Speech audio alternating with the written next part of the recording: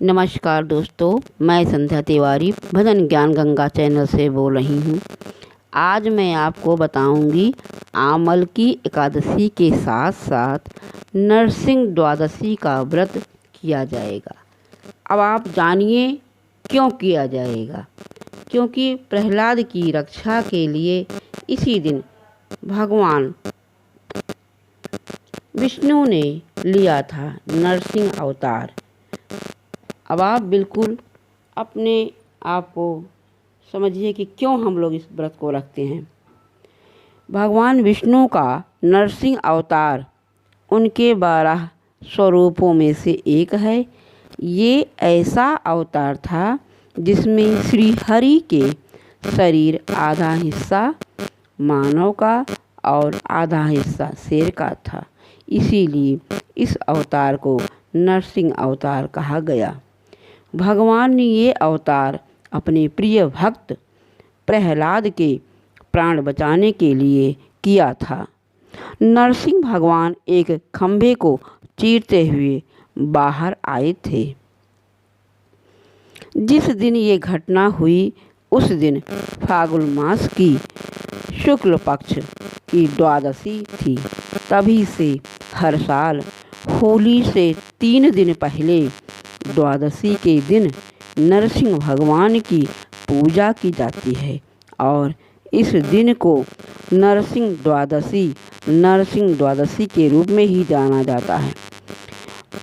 इस बार 25 मार्च 2021 को सुबह 9:12 तक एकादशी तिथि समाप्त हो जाएगी और द्वादशी तिथि लग जाएगी। इसलिए आमल की एकादशी के साथ द्वादशी का व्रत भी 25 मार्च को ही रखा जाएगा, क्योंकि 26 मार्च को आमल की एकादशी के साथ साथ द्वादशी तिथि भी खत्म हो जाएगी। अब मेरे भक्तों, इस पूजन को जानने के लिए आप मेरी पूरी वीडियो को शुरू से आखिर तक देखने का कष्ट करें। पूजन करने की विधि। नरसिंह भगवान की श्री हरि का ही अवतार है, इसलिए इनकी पूजा भी उसी तरह होती है। द्वादशी के दिन ब्रह्म मुहूर्त में उनकी पूजा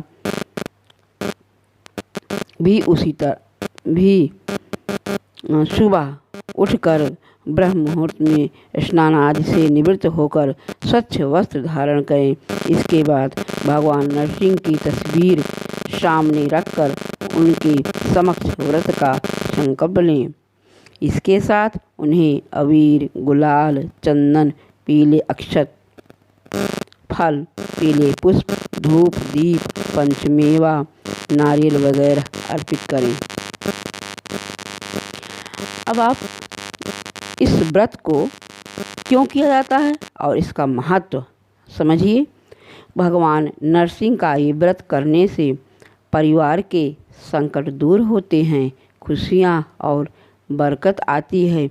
माना जाता है कि हिरण्यकश्यप के वध के बाद नरसिंह भगवान ने प्रहलाद को भी वरदान दिया था कि जो भी भक्त इस दिन इनका श्रद्धा और भक्ति के साथ स्मरण करेगा, उनका पूजन या व्रत करेगा, उनके जीवन में शोक, दुख, भय और रोग दूर होंगे, उसकी हर मनोकामना पूर्ण होगी। अब भक्तों, आप नरसिंह द्वादशी की कथा सुनिए। प्रहलाद के पिता हिरण्यकश्यप के कठिन तपस्या कर ब्रह्मा जी को प्रसन्न किया और उनसे एक वरदान मांगा कि उसे ना कोई मनुष्य मार सके, ना ही पशु ना वो दिन में मारा जाए और ना ही रात में, ना ही अस्त्र के प्रहार से और ना ही शस्त्र से, ना ही घर के अंदर मारा जा सके और ना ही घर के बाहर। इस वरदान को पाने के बाद वो खुद को अमर समझने लगा, लोगों को प्रताड़ित करने लगा और खुद को भगवान समझने लगा। उसने अपने राज्य में भगवान विष्णु की पूजा पर रोक लगा दी, लेकिन उसका पुत्र प्रहलाद भगवान विष्णु का भक्त था। उसके कई बार रोकने पर भी प्रहलाद ने भगवान की पूजा करना नहीं छोड़ी। इससे नाराज हिरण्यकश्यप ने प्रहलाद को बहुत प्रताड़ित किया। कई बार उसे मारने का प्रयास किया, लेकिन हर बार प्रहलाद बच जाता।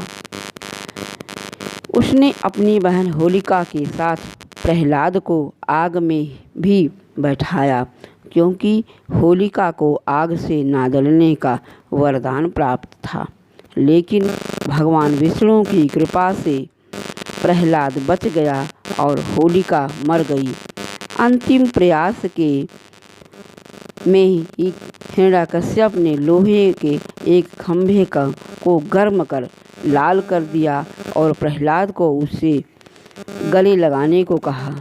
तब उस खंभे को चीरते हुए नरसिंह भगवान उग्र रूप प्रकट हुआ और उन्होंने हिरण्यकश्यप को महल के प्रवेश द्वार की चौखट पर, जो ना घर का बाहर था ना भीतर, गोधूली बेला में, जब ना दिन था और ना रात, नरसिंह रूप जो मनुष्य ना पशु ना मनुष्य, भगवान नरसिंह ने अपने तेज नाखूनों, जो वस्त्र ना थे, जो शस्त्र ना थे, जो अस्त्र ना थे, से उसका वध किया और प्रहलाद को जीवन दान दिया।